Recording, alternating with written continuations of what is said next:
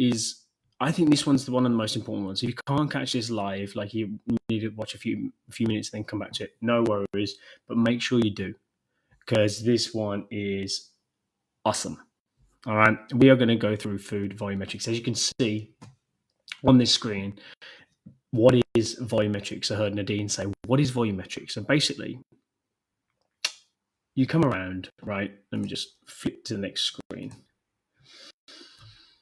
It's going to be something that is going to impact your long-term sustainability and the success of your weight loss. And it is volumetrics, which not many people will talk about. You know, you won't get it at the Weight Watchers, you won't get it at the Slimming Worlds, because they want you to keep coming back, keep coming back. But volumetrics, right, is key, right? And you can see it in a nutshell right at the bottom. It's involving caloric density. You know, if I were to go back there, right, there is a study by Barbara Rolls, Dr. Barbara Rolls, and she has a team of scientists, and they looked into a study of satiety, you know, how satiety relates to weight management. Now, the main thing that they found was that what controls satiety is not, you know, just the number of calories that you consume inside of that meal. It's actually the size of the meal itself. Now, this is a really key thing to understand. If you can see down here at the bottom, you can see caloric density, you know, what 500 calories looks like. You know, and in a nutshell, you've got, you know, 500 calories of oil. I don't know if you can see it, if it's big enough there, but you've got 500 calories of oil on the left, you've got 500 calories of cheese, 500 calories of meat, 500 calories of potatoes, rice, and beans, and 500 calories of fruit and veggies. And you see why a lot of these plant-based foods really fill up, you know, that a lot of that foliage really fill up that stomach. They send a signal back to the brain, and basically going, we are, you know, we're full. we're full here. There's sensors, stretch receptors on the stomach. As the stomach starts to expand, you know, those nerve endings around the stomach are going to send a signal straight back to the brain and go, we're good. We've got a load of food here, you know. And obviously, if you're looking at 500 calories of fruit and veg, what do you think? I'd like to see in the comment section. Hey, Julie. Hey, Bev. What do you think in the comment section? 500 calories of fruit and veggies is going to feel like. Or what do you think will satiate you more? 500 calories of fruit and veg, as pictured, or 500 calories of like olive oil or coconut oil? I'd like to see that in the comment section. I've got it up, because it's not just about caloric density of a meal. Now, here is how you take advantage of this concept. It's super easy to see that visual. I hope. I haven't seen anybody say anything yet, but it's super easy to see by that visual that vegetables by far give that satiating factor. You know, it's not just the food volume, but vegetables are stacked with fiber. Fiber is very difficult for the body to break down. So what it does, fiber, is it slows down the gastric emptying of the stomach, right? So you will consume, let's say you consume a meal with broccoli, cauliflower and stuff like that. That fibrous stuff is so difficult, it's so full of plant material that we can't digest, that it takes ages for things to get into the bloodstream. So it's a controlled release, which is really nice.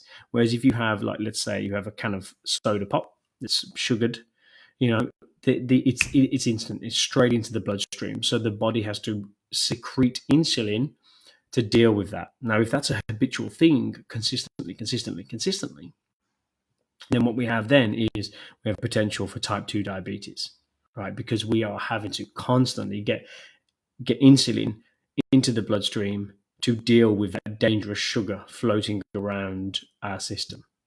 All right. Now, sugar in and of itself is not dangerous, but large quantities consistently is not going to be good for us. So, hey, Helen. Hey, Nicole. So here's how to take advantage of the concept. Eat plenty of vegetables. They're low in calories. You know, they're high in volume, so they take up a lot of that room in your stomach. They take up, and they do increase that, increase your stomach effectively short term. So it triggers that satiety by triggering those stretch receptors, sending that signal back to the brain and going, "We're good here." You know. The second point is eat foods with high water content, and this adds to the volume of food, but not the calories. Now, fruit and veg, are both largely made up of, water. The fantastic options, the nutrient dense. Now, if we were to choose the difference, nutritionally speaking, between dried fruit and normal fruit, there's not much different, right? They've all got the same nutrients, but with the water content of normal fruit, and obviously the dried fruit's been sucked out, this is far more satiating, the fruit with the water, because it takes longer to transit through from the stomach to the intestines to the blood. All right. Number 3 is don't choose high calorically processed foods such as fatty cuts of meat. All right. That is because if we to go back to, I'll go back. There we go. If we go back to the meat section down here, look at how much room meat takes.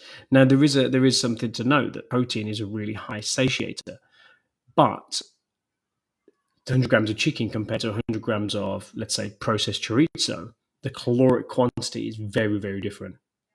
The 100 grams of chorizo is probably going to take up less volume than the chicken, but the chicken is far less calories and a bigger hit of protein for that 100 grams, or for that fist, is what we measure. Right, awesome.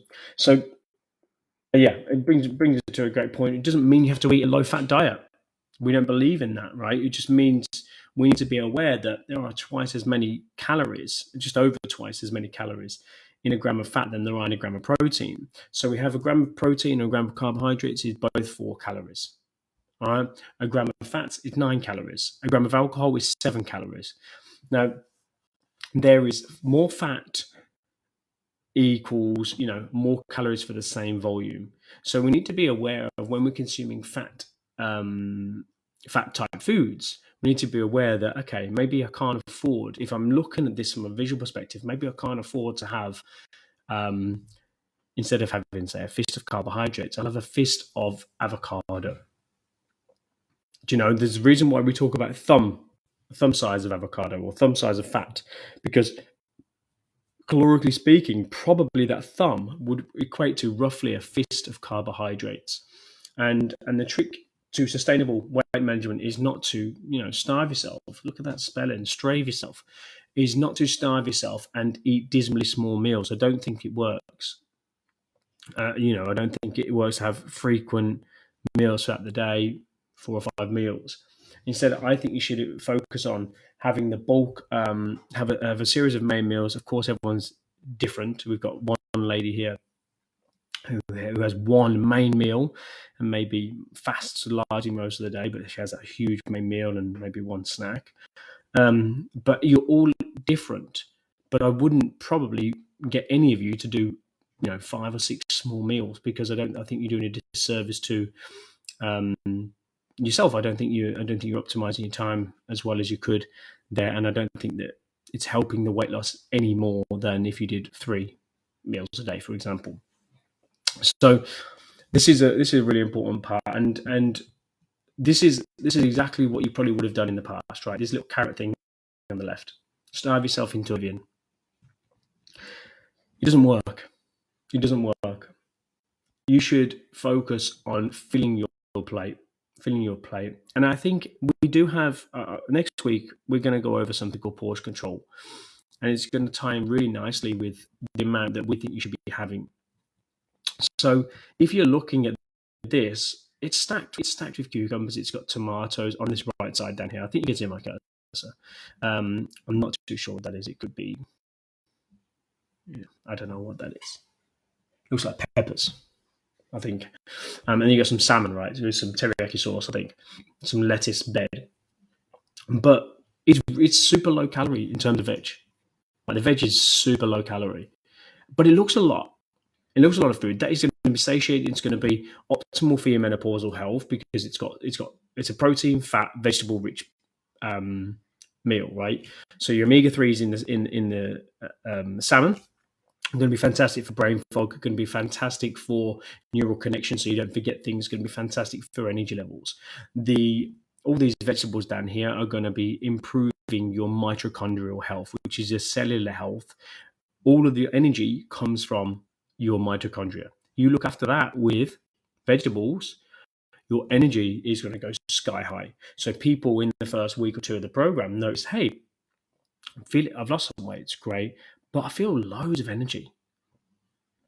And the reason for that is because we've bumped your protein up, we've cleaned up your diet a bit, cleaned up some of the inflammation, but that vegetable is just like, it's like giving sweets to a kid, right? They're so excited. That's what it does to the mitochondria, the vegetables. You're nourishing yourself from the cellular level upwards. So we need to fuel ourselves properly and not starve ourselves. Thankfully, we don't see much of that. We see more people in this program with an appetite.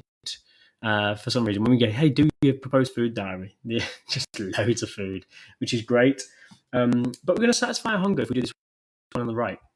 This one on the left is not good, because what happens is it leads to, maybe not there, but it will lead to overconsumption of calories, and those calories are not going to be normally, oh, I overate on broccoli, potatoes, and chicken, and this one on the right, you get a larger exposure to micronutrients and you prevent some of those deficiencies.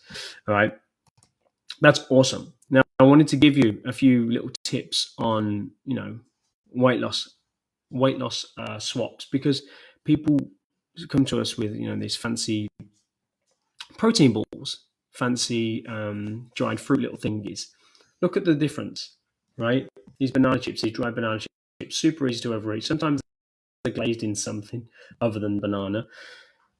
Swap it for a proper banana. There's more volume, it tastes fresher, and it's lower calorie. If you've got a bagel, there's nothing wrong with the bagel. If you enjoy bagels, keep having them. But if they're a staple in your diet, then consider swapping to a rice cake, because it's a lower calorie option than the bagel. If it's if it's once a week, it doesn't matter. Go for gold. You got these little fruit juices. Again, I'm not a huge fan of smoothies, fruit smoothies, because you are taking away all the fiber, so you don't have that gastric emptying that I was talking about at the beginning of the talk. You don't have that gastric emptying. It goes straight into the thingy. It's pure liquid. It's nutrient rich, of course it is. It's nutrient rich. It's got a lot of vitamins. It tastes good, but I wouldn't make it a staple. I wouldn't have that more than once a week. And that's the important thing. People go, oh no, there's naked juice is delicious, healthy. Yeah, but the knock-on effect for having that is that you won't be satiated. It's 53 grams of sugar in that. You won't be satiated. So what are you going to do? You're going to pick out in an hour or two down the line, right? Kombucha a bit better, 12 grams of sugar. There has to be sugar in kombucha, because that is what the alcohol, that is what ferments in there. So it would eventually turn to alcohol with however long, if you left it longer. It's a healthier option. I would much prefer, to be honest, a sugar-free cordial or a Coke Zero. That's me. That's me for sure. We have some French fry hacks, right? So deep fried is the issue. The problem with the deep fried is the fat is no use. It has no human use. Right? Hydrogenated vegetable oil. It has no use for us. We cannot utilize it, and the only thing that we will do is store it as fat. We will store it as cholesterol in the bloodstream, and it will be stored as visceral fat around the stomach, which is not what we want. Now, the difference in taste is not much, right? But look at the caloric difference for the same amount of grams. So oven baked, you could do that yourself. You can do that in an air fryer. If you've got one of those fancy air fryers, that's even better. It's probably going to be lower calories. Oven baked, you might be able to even drizzle a bit of light cheddar cheese on here, which is what I would do. You could put a bit of coconut oil on there, but the caloric density is nearly 4 times less. Now, if you want fries, there's nothing wrong with fries, but think about the choices that we're making. The fries from McDonald's, the fries from takeaway places, or the fries that we deep fry are going to be calorically far, far greater. We have these bliss balls I was talking about a bit earlier. We have people going, "Oh, I'm doing really well. I'm eating these I'm eating these bliss balls, full of nutrients." I'm just double checking we're still on. Yeah, full of nutrients. They've got dates, they've got coconut oil, they've got berries. They're all fantastic, Dean. And I look at them, I'm like, bloody 300 calories. It's a small meal there, or a large snack for those. They're not very satiating. They might fill you for an hour. Compared to this, a bit of chocolate, a bit of popcorn, plate of strawberries, 500 grams of strawberries. Look at the calorie difference. It's night and day, right? And what do you think? Out of these two, right? Out of the bliss balls and the strawberries, what do you think? In the comment section, what do you think is going to improve your satiation more? Comment bliss or comment strawberries. Because visually, look at the space that this one on the right side is gonna take in the stomach. Look at how much space that's gonna take.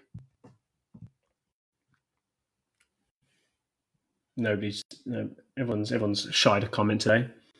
Strawberries, they're cold, perfect. There you go. Look at the space it takes, right? So the signal it sends back to the body is like, I'm feeling good, feeling good.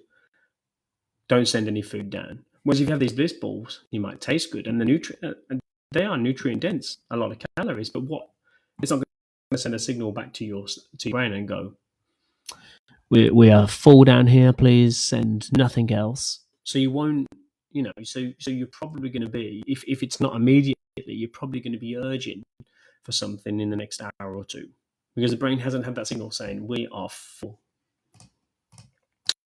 Let me go back. Yeah, cool. Some healthy swaps, right? We can go. I don't always recommend doing these healthy swaps. If you want a burger bun, have a burger bun. But if a burger is a consistent homemade burger, let's say, is a consistent meal for you, then consider swapping out these things if it's so frequent. And maybe on a Saturday you have a burger bun. Empty calories, not completely. It's shy of nutrients. It's nutrient shy compared to a portobello mushroom cap, right? Now, me personally, I don't have burgers a lot, so I just have the bun because it's not a staple in my thinking, and I'd rather just put some cheese on that portobello mushroom cap. But if it is a staple, these are some really easy alternatives. You got a tortilla, you can swap to a lettuce. For a sort of wrap feel, you get the dried fruit. That's a no-brainer for me. I wouldn't even touch dried fruit. I'd very rarely touch dried fruit, if at all, because I think that the fresh fruit tastes nicer. It's more refreshing and it satiates me more. I just feel so much better on fresh fruit than I do dried fruit. And then we have froyo, frozen yogurt, loaded with a lot of sugar.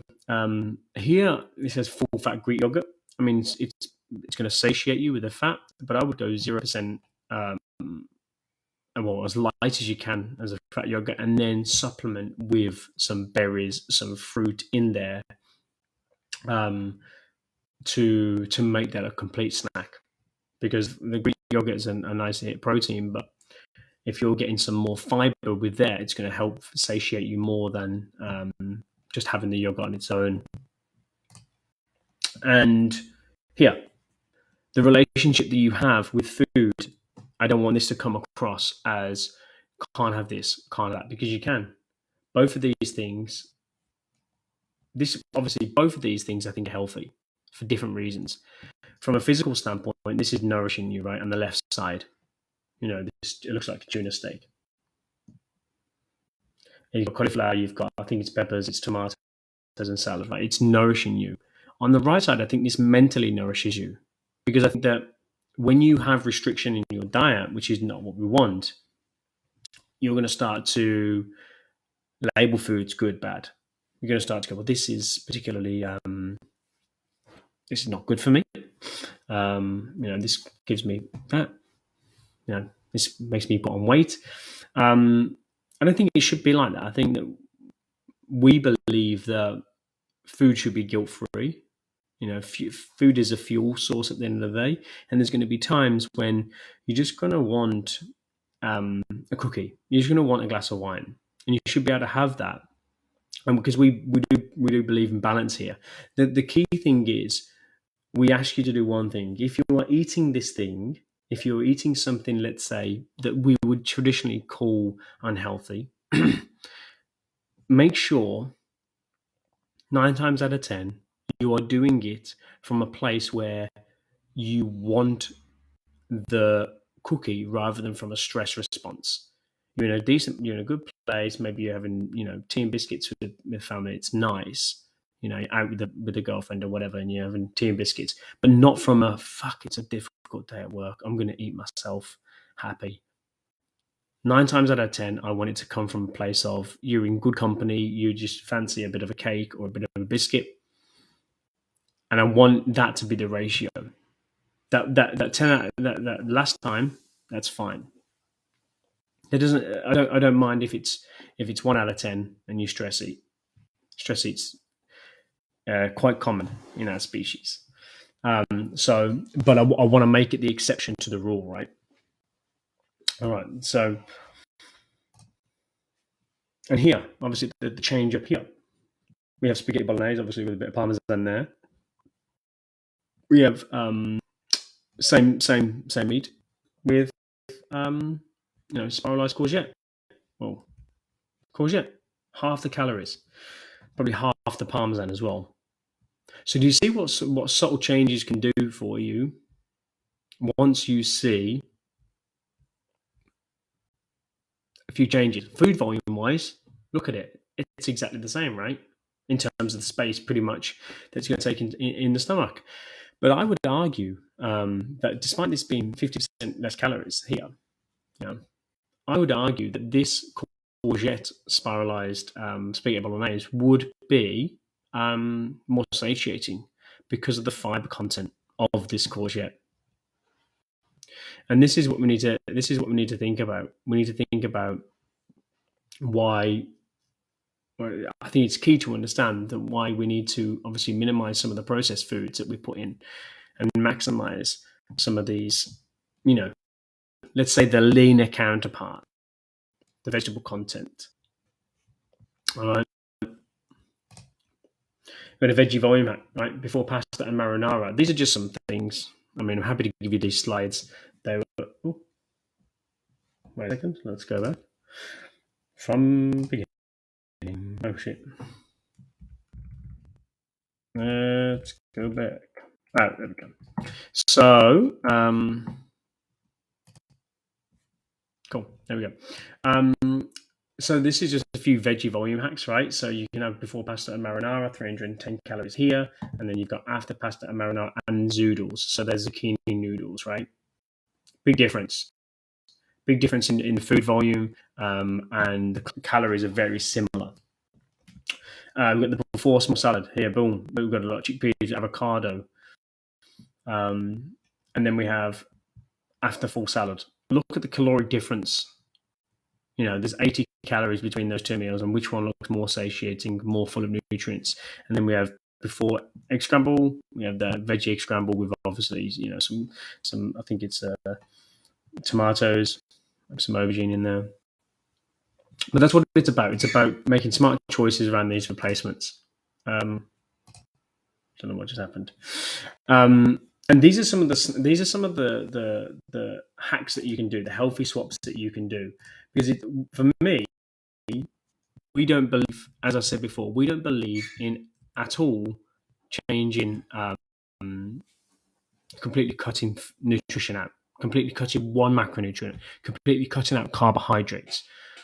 What we need the concept of food volumetrics came about by understanding feedback from ourselves. So it's a lot of an intrinsic, an intrinsic thing. How hungry am I feeling out of 10? Now, how hungry out of 10 would you feel if you had this pasta marinara, right? You'd probably feel 3, 4, 5 maybe. But if you were likely to have this pasta marinara zoodles, despite not having a massive protein hit, you're probably going to be looking at an 8, 9, 10, right? in terms of satiation. So you tell me, do you feel, comment one if you feel that after eating this pasta marinara zoodles,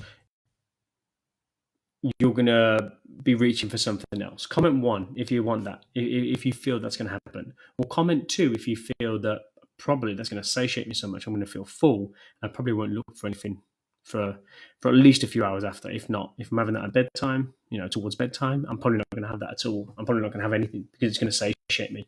Comment one or two there, because hopefully we all kind of understand. And I'm going to, want you to ask questions as well.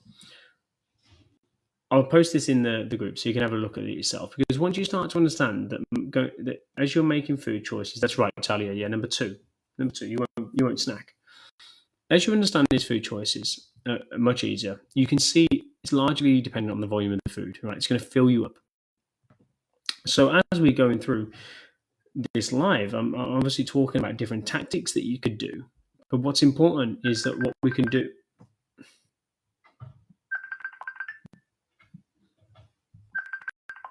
That's Leslie coaching call. I'm running a bit late, 2 minutes.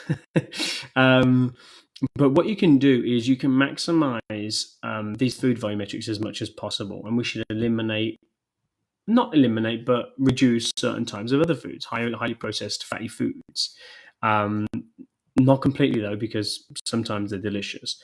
Because we really believe that every single one of these things that we've shown, every single food that we've shown has its place in your nutrition, even the cookies. And there's some foods we should have more of. There's some foods we should have less of. And then what this kind of tells us is that we should have more of the food towards this, see the back end of this slide, after, than we should the before. Because it's similar sort of calories, but look at how we're stacking our plate. It's not to say that we shouldn't have a diet. I'm just going to pull this off now, 2 seconds. Pull myself back. Yeah, it's not that we should be having a diet full of that's always filled with rice, always filled with vegetables. We need a mix of everything. Make sure we get them, as much as try and taste the rainbow, a vast range of portfolio of vegetables in terms of nutrition as possible. But the satiety basically means feeling full. It's a satiety index. The more satiated you feel, let's say 10 out of 10, you're feeling very full. And 1 is like, I'm absolutely ravenous, I need to consume something. If you're planning your meals and they're looking more like the afters in a lot of these photos, the chances are that you're going to be sticking to, firstly, you're going to be feeling fantastic, you're going to be losing weight, but you're going to be sticking to what you've planned. Whereas if you were to do, remember that first carrot, if your meals are looking like this,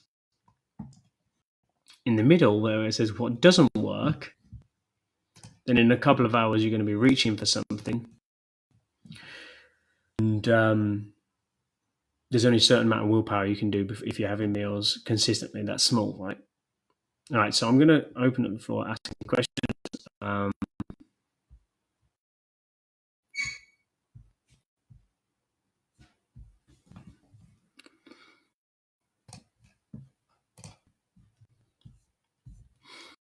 Cool.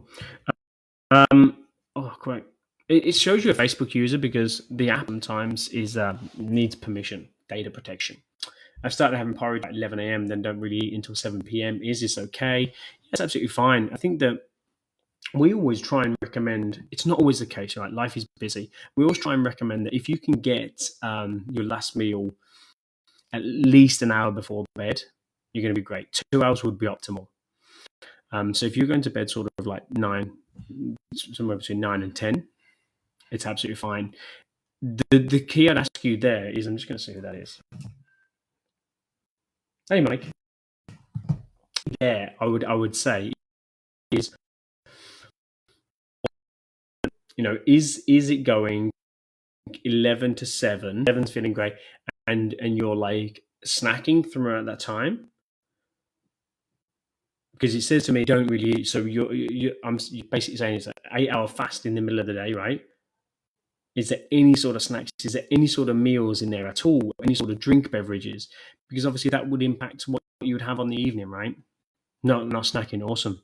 That's fine then. That 2 meal setup's fine. If that works for you, fine. So what you'd really want to make sure is that 11 a.m. meal is really satiating, full of vegetables, full of veggies, water and tea, perfect. Yeah, awesome. No, it's absolutely fine. So depending on first, kind of understand those fundamentals. Try and get your NEAT to a certain baseline that you know you can have, and obviously you can always ask me for some feedback. If there's like, this is the amount of NEAT I'm doing, the amount of steps I'm doing. This is the other activity if you're exercising. This is what I'm having for food. But this is what we're going to do next week. Is we're going to go over portion control. Because I think volumetrics is something people don't know about. People don't talk about this. People understand portion control a bit because we have it on the website and stuff. And we say fist and thumb and stuff like that, and palm. But volumetrics is one of those things where I don't think you would have heard it. I mean, if you put your hands up if you've heard of volumetrics before, and this sort of concept aside from here. Or if you've only heard it here, comment MYM for us, because this is the thing that the slimming worlds, the Weight Watch and stuff won't tell you, because these are tactics that you can use that are going to maintain your weight loss. They're going to maintain your weight loss. We'll get you there, and we'll teach you the tools to keep it off as well. Yeah, everyone's saying MYM only here. So Nicole, Karen, Talia, Monique, and Julia all saying MYM only here. This is really important to us because we want to give you all the tools. We have a lot of tools in our toolbox. Some of them you wouldn't have even heard, similar to this, but you wouldn't have discovered yet. We'll use them when we need them. Bev says MYM. So we will go over portion control next week, and obviously, if there's any questions, we'll upload the food volumetrics slide as well for anyone to take another goosey gander at and have a look at. And obviously, if you've got any questions, myself and Viola are here, right? You can pop in the comment section. You can message us on WhatsApp. I just want to make sure that we are giving you all the tools. I need to scoot, coachy corner, and I hope you have a fantastic rest of the week. If there's any questions, if there's any help that you need from myself or V, let us know. All right, awesome. It's been great. Thanks for tuning in. Speak to you soon.